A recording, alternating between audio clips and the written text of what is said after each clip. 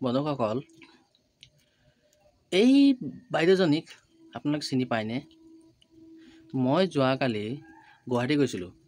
এই গুৱাহাটীৰ পৰা এটা বিস্কুট আনিছিলোঁ যাৰ দাম 105 টকা। তো সেইটো শ্লাইচ হয়, এইটো মানে শ্লাইচটোই বেলেগ ধৰণৰ। অলপ যদি আপোনালোকে যদি খাই নহয় মুখত যোৱাৰ লগে লগে যি টেষ্ট লাগে, তো সেই শ্লাইচটো ভাবিছিলোঁ মই ৰাতিপুৱা মুখ ধুই কিনি চবে মিলি খাম। ই চেচ কৰি পেলালে, ইমানেই ভোক লাগিলে বোলে। ৰাতি খুৱাই দিলোঁ, ভাল লাগি গ'ল। আধা ৰাতি উঠি আৰু খালে। এতিয়া যিটো বাকী আছিলে সেইটো শেষ। এতিয়া গুৱাহাটী যোৱাৰ পইচা খুজি আছোঁ, মোক দিয়া নাই। এতিয়া কেতিয়া দিবা তুমি? দিয়া, মই গুৱাহাটী অহা যোৱা পইচা দিয়া আৰু বিস্কুটৰ দাম দিয়া 105 টকা। গুৱাহাটী যোৱা পইচা কাৰ? দোকানৰ কষ্ট কৰা মোৰ। ব্ৰেড আনাৰ পইচা কাৰ? কষ্ট কৰা দোকানৰ মোৰ। আৰু মোৰ পৰাই পইচা খুজিছে। বান্দৰৰ মুখত কল পকা থৈ দিলে এৰিব? সেইকাৰণে ময়ো এনেকৈ ৰাতিপুৱাই চকু